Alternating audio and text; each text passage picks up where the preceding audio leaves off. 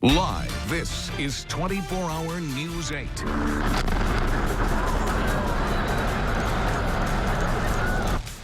And with that, the Sappi paper mill in Muskegon is no more. 4 years after going out of business, the massive empty factory was demolished this morning. 24-Hour News 8's Danny Carlson was there. I'm just here to witness something that I'll probably never see again in my life. Despite, or actually because of, the tons of rock and metal that came crashing down Sunday morning, the streets around the old Sappi paper mill had more of a carnival-like atmosphere for hours before the actual blast. Probably once in a lifetime event. Brought all the kids here, so they wanted to see it. I think it's going to be actually a learning experience for them and something that they'll probably remember for the rest of their lives. An MSP chopper patrolled the sky while police and utility companies kept an eye on the ground. We're told despite the delay of about an hour, the implosion went as planned, with the more than 100-year-old building falling to the north towards Muskegon Lake and away from the neighborhood to the south. Like a gun, a really loud gun.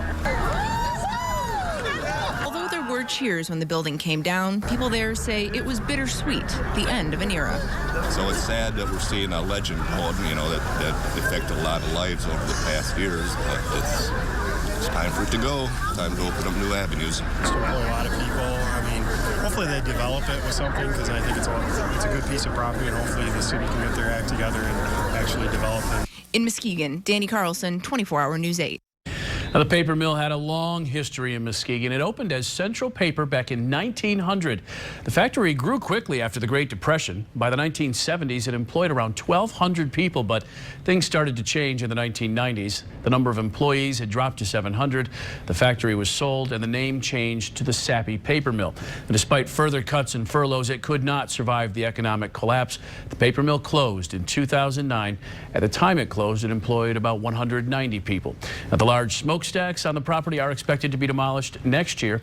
If you want to watch the raw video of this morning's implosion, we have it for you online right now at woodtv.com.